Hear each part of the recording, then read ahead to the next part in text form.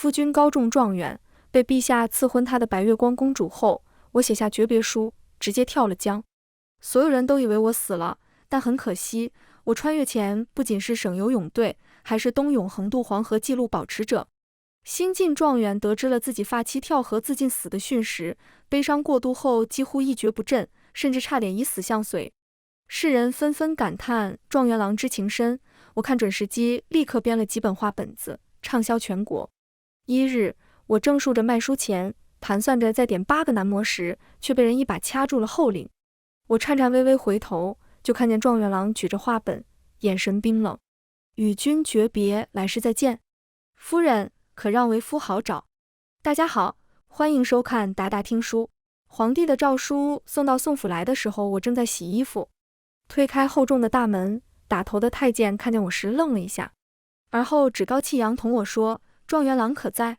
出来接旨了。”我用身前的围裙擦了擦手，对着明黄色的诏书跪伏在地上。状元郎出去了。太监冷笑一声，对着身后的人说：“回去吧，这圣旨不能给一个洗衣娘接。”他们走后，我才知道，这圣旨是给宋史安和永宁公主的赐婚圣旨，而我，他的结发妻子，被太监认成了洗衣娘。谁都知道，永宁公主貌美性柔，是被皇上捧在手心里的珍宝，但是别人不知道，她本就是宋史安努力的动力之一。从宋史安中了秀才那一天开始，等这一天应该已经等了很久。我们婚后3年，一直未有孩子。宋史安的母亲曾来催促，老人家不好意思问我，就找到自己儿子。我去送茶的时候，听到宋史安这么说：“宋某必能金榜题名，册名就列。届时迎娶公主，当上驸马，你也少吃些苦。若是有了孩子，一切尽在不言中。”今日他做到了，我应该高兴才对啊。毕竟他也从未拿我当过夫人，如今放过彼此，应当也算是最好的结局了。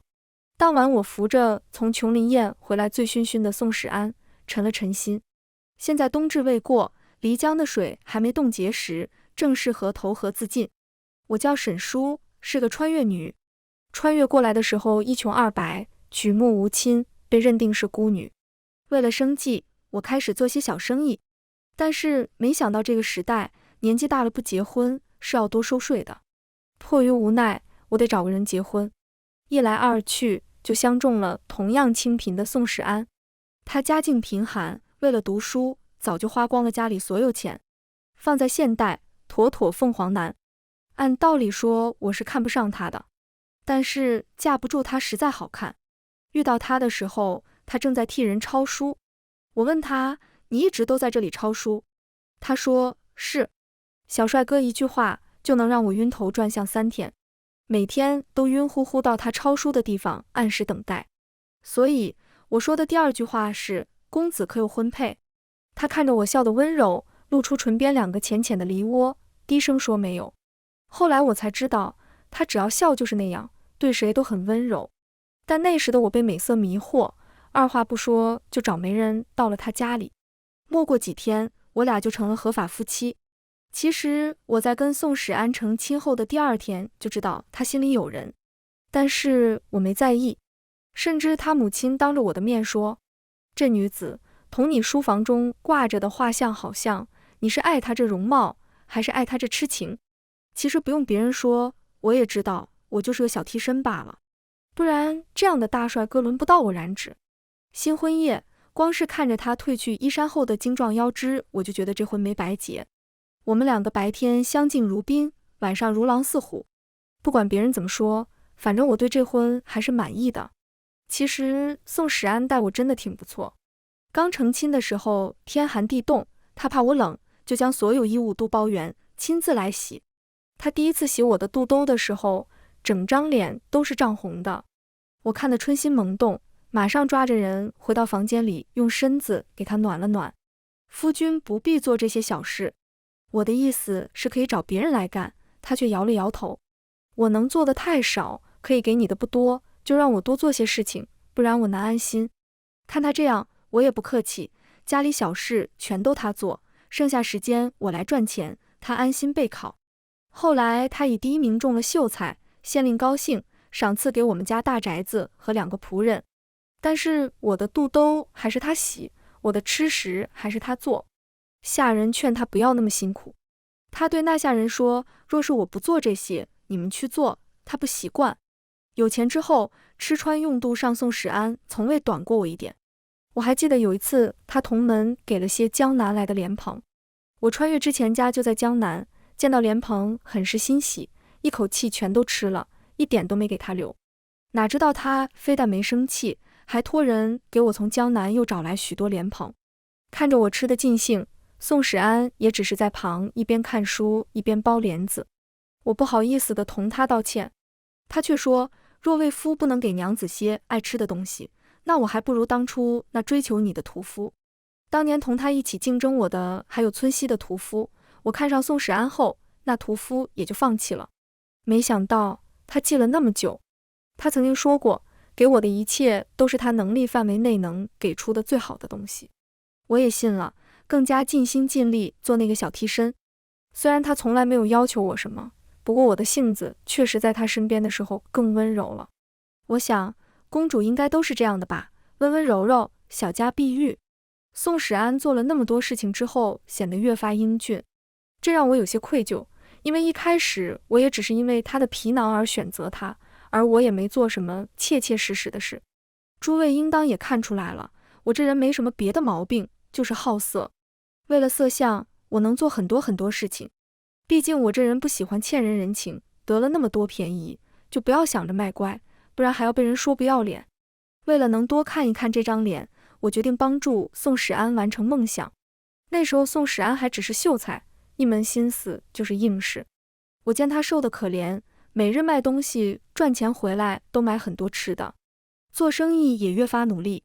别人笑我为了丈夫竟然痴情如此，也不知道值不值得。我很想跟他们说，你们懂个屁。宋史安可是会在晚上夜生活的时候，愿意点上灯让我看着的人，旁人有几个有他这般容貌的。我开始点灯、熬油、写画本，抽空还要做些绣活赚银两，搞得我年纪轻轻眼睛就有些不行了。写画本子的时候也有心无力。后来我听到他和他母亲的对话，在他进京赶考前的每一天，我都在喝避子汤，就是为了能不留下孩子，让他给别人抓住把柄。毕竟他的心上人可是公主，这样的千金之躯不能当后妈的。其实我很喜欢小孩，但是前段时间找医生看过，他说我此生难有孩子。算了，反正生了孩子我也养不起。现在宋史安终于高中状元，我以为我至少能过一阵子舒坦日子再走的，没想到这么快公主就要来了。诏书下来的第二天，公主就来了。她真的很美，美到我完全不能想象她如何同早些年那个落魄的童生扯上什么关系。我打开门，看到穿着一身烟粉色软烟罗叶地裙的她，一时间不知道该说些什么。张了张嘴，第一句就是我们这边还没铺青石板，您这衣服脏了。她眼唇轻笑，还是她身后的侍女出声，公主这身衣服就不要了，反正也不是什么名贵布料。公主的视线在我头上的兔子玉钗转悠一圈，而后慢悠悠落到我脸上。算了，乡野村妇，粗鄙一些也是寻常。见到我第一面，她笑我粗鄙，我没在意。看着她那一身江南来的料子，我算了算，足够我吃莲子连着吃3个月了。永宁公主笑够了，才开口道：本宫今日来就是看看宋郎家中如何，没想到见到了你。本宫早就听说过你和他的事情，不过本宫大度，这件事就算了，明日你赶紧离开，别来碍我的眼。见他这样，我笑了笑。公主想嫁进来的心就那么急切？我以为只有村东头的王寡妇才会这么急着嫁人。永宁脸色骤变，当即吩咐手下对我掌嘴。我瞬间后退一步，脚尖用力，一大团淤泥被我踢到她裙摆上。公主大呼一声，跺着脚骂我肮脏，小脸气得通红。那几个嬷嬷刚要动手，却被她的惊呼吓了一跳，终究是公主仪态更重要。几个人恶狠狠瞪了我一眼，小心地牵着公主走了。她还是怕脏。转天，我就听到街头巷尾说着，做生意的小商小贩如何能配得起状元郎这样的话。家门口还被不知名的人送了一兜子满是油污的铜钱。我知道这是公主想用这招羞辱我，他想表达我满身铜锈。可惜他还是道行太浅，根本不知道怎么侮辱别人，还白白给自己的敌人送了这么多钱。我兴高采烈把钱捡回去，洗干净，出门买了2两猪肉。公主以为她用这招就能让我退却，但是她根本没想过，我这人脸皮厚，压根不在意这些事情。因为我真正在意的人还没开口呢。琼林宴前一天，宋史安来找我，他中状元之前就同我分居，已经住到了别的院子，平日根本不会同我说话。公主昨日来了，他急匆匆地来，张口就问公主。我搅和着手里的东西，头也没抬。是啊，什么都没说就走了。装满脏衣服的水盆里，清晰地倒影出他紧紧皱着的眉头。你往他身上泼泥了？不算吧，我就是顺脚，你知道的，我喜欢玩泥巴。他不愿同我说话，脸色铁青。反正他高不高兴早就同我没有什么关系了。从他上京赶考，我跟着他的那一天起，除了做些夫妻间要做的事情以外，所有事情都各干各的。我以为他是想安心备考，所以也理解，没想到是那么早就想同我撇清干系了。赵叔来的那日，我洗衣服也是给自己洗的。他早就没帮我洗过衣服了，甚至连下人都不会过来帮我，因为他没交代过。下人最会看脸色，他们应该早就看出来我被冷落。还是我傻，等了这么久才发现。琼林宴那天，我破天荒起得很早，坐在梳妆台前，将自己收拾得干干净净、漂漂亮亮。前些年刚嫁给宋史安的时候，我还没长开，如今到了最风华正茂的年纪，打扮起来也不输京中贵女。我哼着歌，敲响了宋史安的房门。玉章，这是他的字，往常我都是这么叫他，只是今日他却一反常态，看到我就厌恶地皱眉。干什么？我听说今天琼林宴，进士可携家眷同去，我也想去。我很少向他说要什么东西，也不是不爱开口，只是觉得不好开口，好像开口要什么东西就会磨灭掉自己的自尊心了似的。今日我坦然开口，也像是将自尊放下，放到他的手边。我手心里捏着汗，不时用裙子擦一擦手心。他定定看着我，摇了摇头，转动头颅的动作像是极为轻松地将我的自尊甩开。不行，他的脸已经沉下来，像是我说了什么极荒谬的话一样。今日宴会人多杂乱，若是你出了什么事情，我恐怕护不住你。见我倔强的眼神，他软了口气。往后宫宴很多，总会有机会去的。我直视他的眼睛，淡淡道，不带我去，是因为你要履行那个诏书迎娶公主，对吗？时隔3日，他从未提过诏书之事。可是就算是拖着，这件事也必然会发生。闻言，他皱眉，欲同我讲道理。陛下下诏，金口玉言哪能是我能左右的？我们走到今日都不容易，你不要再闹了。若是真的惹恼了公主，我如何能保下你？我静静听他说完。这样啊，那若是公主进门，我该去哪？宋史安垂下头，彻底不说话了。他不想看我，沉默就已经是他最好的回答了。我转身要走，忽然他开了口。公主同我说，你头上的兔子她有些喜欢，想。闻言，我扭头看他，在他躲闪的眼神下，拆下头上的兔子钗，放到了桌子上。那钗子是玉质，我一用力，上面的兔子就断裂开来。他望着那裂开的兔子，眼神有一瞬间的怔愣。我就不去了，钗子送他了。他急忙起身，安慰道，我会想办法抬你为平妻，不要气了。他想伸手拍我后背，却被我躲开。我微笑着看他，我说过我不去了，不用你安慰我，外头有人叫你，快走吧。琼林宴结束后的那个晚上，足够我想清楚很多事情。比如前世在松江，我下水救那个小孩前，他家里人哭着求我，周围的人也跟着恳求我。我脱衣服下水前的最后一刻，只有一个老妇人劝我，你自己的命也是命，你也还是个孩子，不用那么努力的，要先好好爱自己才对。现在我明白过来了，这次穿越也不是什么都没有让我得到，至少我知道我自己应该排在所有事情之前了。这一夜宋史安带着酒气回来，除了酒气，身上还有淡淡的兰花香气，这是公主的香薰，她来的那日我闻到过。我一直以为我对宋史安不过是见色起意，毕竟哪个大色狼遇到如此极品都得变成舔狗，先舔上2口再说。可是看到他脸颊旁隐约的红色，还有身上若有似无的脂粉香气，颜狗还是很难生气，只能恶狠狠亲了2口他俊俏的脸蛋，顺便撩起他的上衣，摸了摸精壮的腹部。此时不耍流氓，更待何时？再晚一会就摸不到了。只是我上下其手的时候，忽然感觉到一股强烈的视线。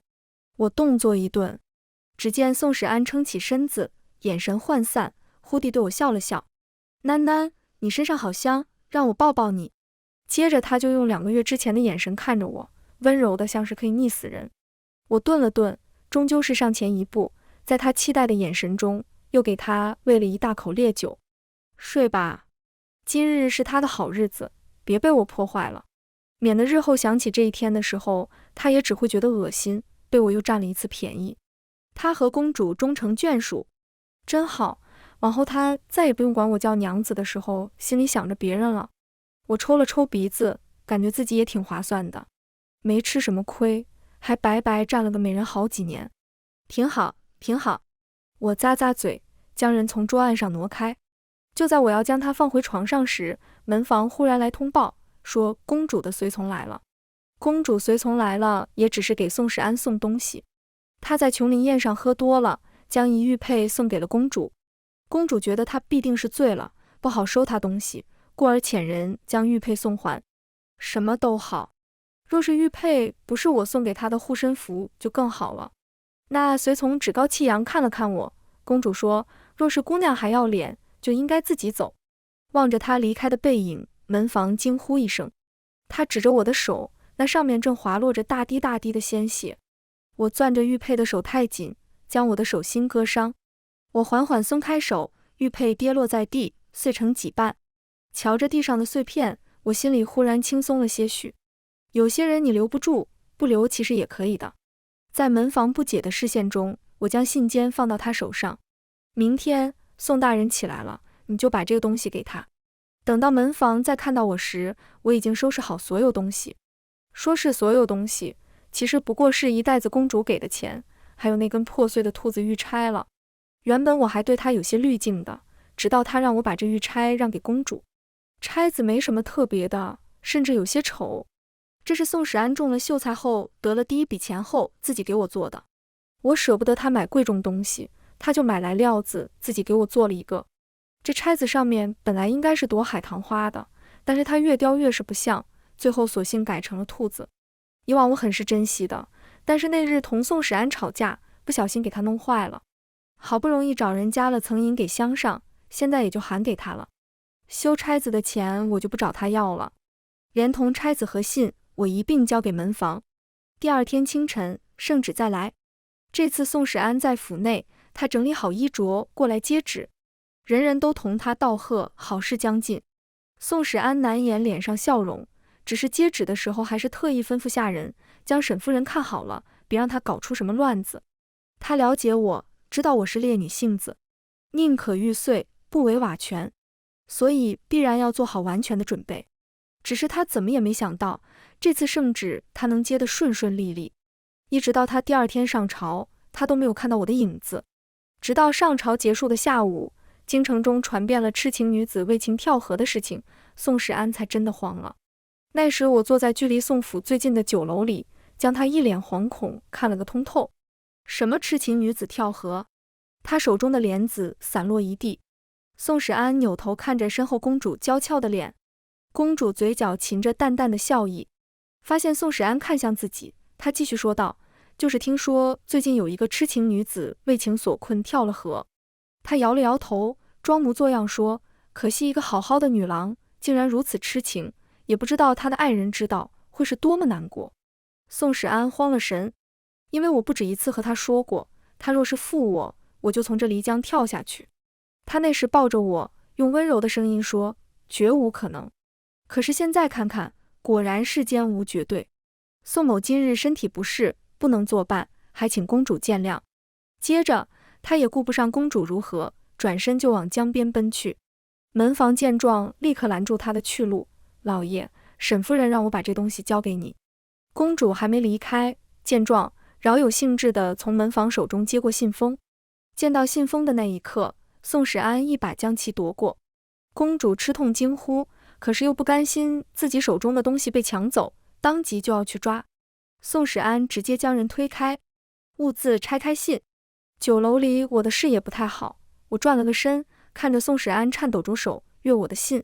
那信我也没写什么，总的来说就4个大字：再也不见。不知道是我写的不够明白，还是他看不懂字。在看完信后，他彻底疯了一般，一双眼睛涨得通红，死死抓住门房的肩膀。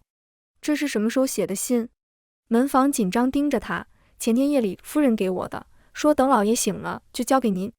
宋史安脸色苍白，声音像是从嗓子眼里蹦出来的。为什么今天才给我？昨天老爷要接旨，忙来忙去就给忘了。今天他找了那么多理由，其实无非就是因为我在这崭新的宋府里没有得到重视，所以习惯性无视我的要求罢了。宋史安看着他，眼神仿佛要吃人。还有没有什么东西？门房摇了摇头，在他的视线下又点了点头，用极小的声音回答：有个钗子，我看成色还行，就给当了。整个街道好像都安静下来了。宋史安的身体摇晃一下，脸上血色尽退。那个钗子是他最喜欢的。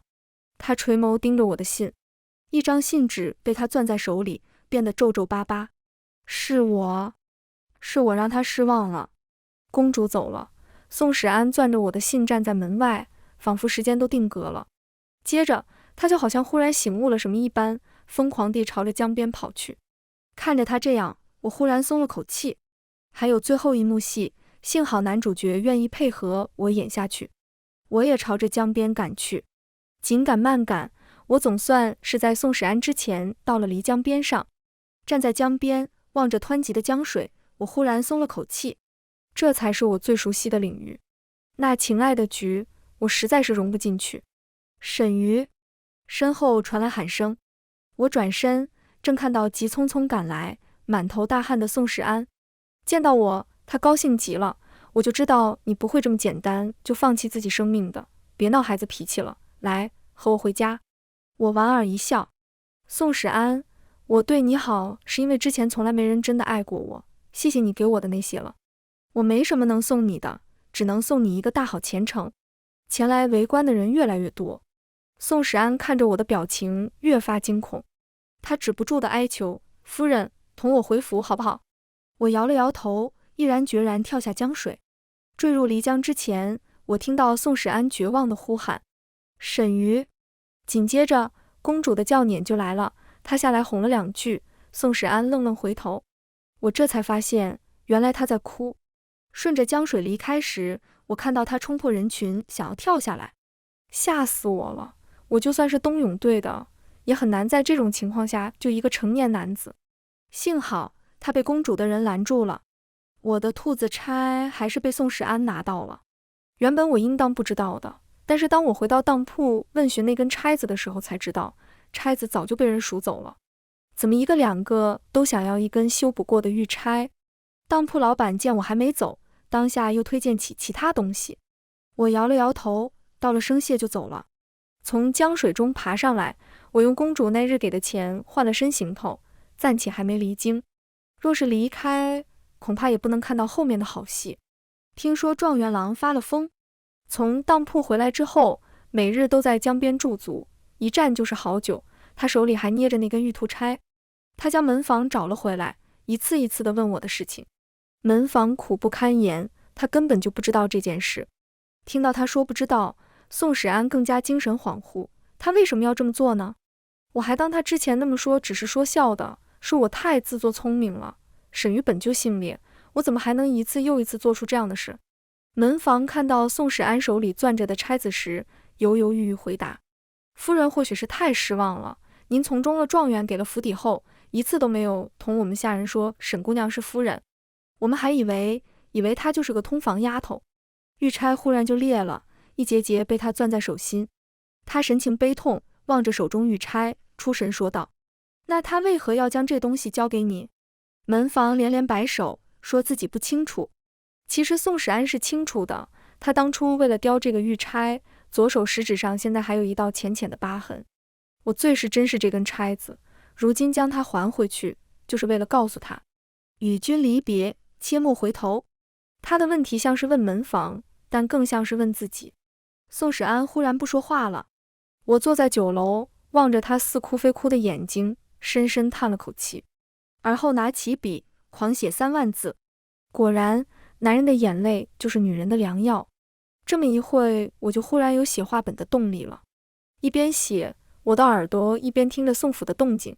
不多时，我就听到熟悉的女声，是公主身边的嬷嬷。那嬷嬷对着宋史安焦急说道：“公主昨天看见那女子投河自尽，受到惊吓，如今寝食难安，还请宋郎君过去看看。”宋史安收起脸上悲痛，整理着装，转身就跟着嬷嬷走了。看啊，他就算是爱我，看着我跳河，也只像是丢失了一只宠物。公主只要招招手，他就忘记我这只宠物了。不过没关系，我也不在乎了。新写好的画本卖出了高价，也多谢宋史安他当日跪在江边的呼喊，让我和他的事情被彻底传了出去。新任状元郎对发妻感情至深，被世人称道。我当即紧跟时事写了几本画本卖了出去，果然画本大卖，甚至传入宫中。不过这也让宋史安同公主的婚事彻底告吹。但是这些都和我没什么关系了。此时我拿着卖画本的钱，已经坐上去江南的马车。太好了，老娘重获自由了。都说今日努力拼搏，明天8个难磨。此话不假。我和宋史安在一起多年，用他的身份捞了一大笔钱，应该也不算对不住他。此时我正坐在江南最出名的酒楼中听戏，台上花旦小生轮番上阵，我大饱眼福。酒楼中也热闹非凡，时不时高声欢呼，打赏的银子流水一般丢到台上，引得2个戏子更是卖力。戏后，花旦和小生卸了妆，被班主带到我面前。多谢沈小姐的戏本子，我们才能如此卖座。这戏班子演的就是我的画本改编的戏剧。为了能让我和他们继续合作，戏班子在很努力地讨好我。班主知道我这人对钱财不是很看重，索性直接带着花旦同小生过来。跟在他们身后的还有几个更年轻还没上过台的徒弟，一水的年轻男子，脸蛋嫩的都能掐出水来。我看着这些人，眼神淡淡，毕竟是他们要讨好的人，我也不能表现得太高兴。他们留下，你出去吧。班主喜不自胜，对着我点点头，殷勤地将门关上，只留下我和16个小生在房内。你们都有什么绝活，展示一下。1号小生给我表演喷火，2号小生上来就耍了断花枪，3号小生吊着嗓子高歌一曲，直到刚才登台的小生直接站在我面前，将我的手放在他脸上，顺手拾起酒杯，就着我的动作将杯中酒喝下。好好好，喜悦再也难以掩盖，直接挂到我脸上。都好，都有赏。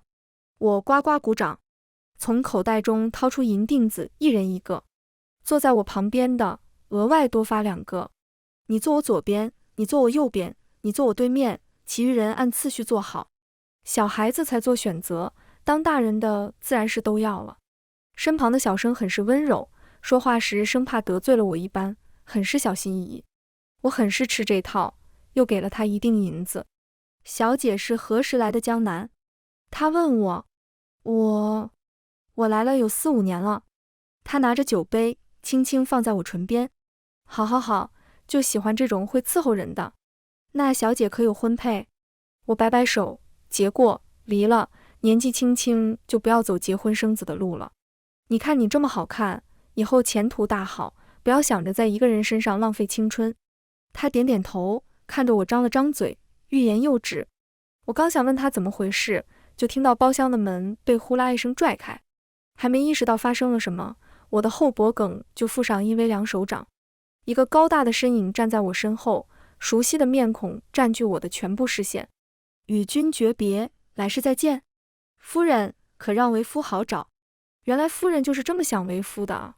这时候我才想起前段时间从京城捎来的书信里，有最初我合作的酒楼老板的信。他在信里让我最近小心一些，我还以为是周朝要开始搞文字狱了，搞得我画本子都不写了，开始研究戏。没想到原来的小心点就是这个。状元郎意识到这些话本子的主角是他了。然而此时为时已晚，我只能一点点转过头，对着男人露出笑容。好久不见，你怎么来江南了？是调遣过来了？终于再次见到他，但是我丝毫没有见到前任的那种小鹿乱撞，心里只想着如何逃跑才能不被这人追回版权费。好久不见，4个字像是从牙缝里挤出来的。来人，给这位大人看茶。偌大的房间里，所有小生都被他的气场挤到一旁，只有刚才我多给了些银两的小生还够意思，给我们2人端来茶水。见到他们这些人衣衫不整，宋史安的脸黑了又黑。我让你过来查看人是不是在这，你就是这么看的？我顿时转头怒目看那小生，怪不得我能暴露得这么快，还能这么迅速被人找到，原来是有内鬼。那小生不好意思似的朝我笑了笑。沈小姐就喜欢这样的，属下也没有办法。她一回答，惹得我和宋史安的脸色都不好看了。我是好色，但是你把这件事说出来我就破防了。想要恶狠狠瞪他一眼，算了，太帅。你还看他干什么？你现在还有婚配，怎么可看外男？我扭头看向宋史安，不然看你，你看你现在年老色衰，有什么看头？他脸彻底黑了，忍了忍，他挥退小生们，冷冷看我，为什么假死？没了小帅哥们，我只能看他。你负了我。宋史安一口气憋在胸口，娶公主只是权宜。我在宋府，洗衣做饭都是自己来，冬天的水很冷，我连一根柴都没有。你过得好了，却从未过问过我，你心里有我，但是恐怕有的不多。他眼中眸光闪烁，最终定格在后悔上。我只能这样。当初进入殿试，就有人告诉我们，夺得状元者会被赐婚公主，我无法同皇命抗争，只能想办法保你。公主嫉妒心太强，她若是进来后发现你过得好，只会让你受更多委屈。我不想说话。忽的，她从袖笼中掏出一幅画，这画其实画的是你，第一次见你，我就喜欢上你了。我知道你不能生孩子，所以故意同我娘亲说我要上公主。她眼底闪过一丝痛苦和自嘲，谁成想竟然是一语成谶。我抓过画，多谢你的话，人就不留了，画我留下了。为什么不和我回去？如今我官拜三卿，能够护你了。他激动地站起，盯着我的眼睛。你早有婚配，殿试当日若是说出来，想必陛下也不会为难，只是你太懦弱。我回望他，在我强烈的视线下，他挪开目光。我轻笑一声，你想让我回去，你自问你变得勇敢了吗？现在你甚至都不敢看我的眼睛啊。最后我也将视线挪开。我其实什么都知道，但是有一件事你错了，不能生孩子的人是你。宋史安还是走了。他走之前问我还有没有什么想要的，可以作为补偿。我问他能不能把他手下留下，他留给了我一个沉默的背影和阴沉的眼神。好吧，那宋大人慢走。没过多久，他那个手下还是回来了。沈小姐，哟，你怎么回来了？我打趣问他。那手下抓抓头，我觉得还是同你在一起更有趣些。戏班子的班主正好进来。沈小姐，咱们新来了些花旦，您要不要看看？来来来，都来，都赏。全文完，达达听书，感谢您的观看，每天上新精彩小说，喜欢就订阅吧。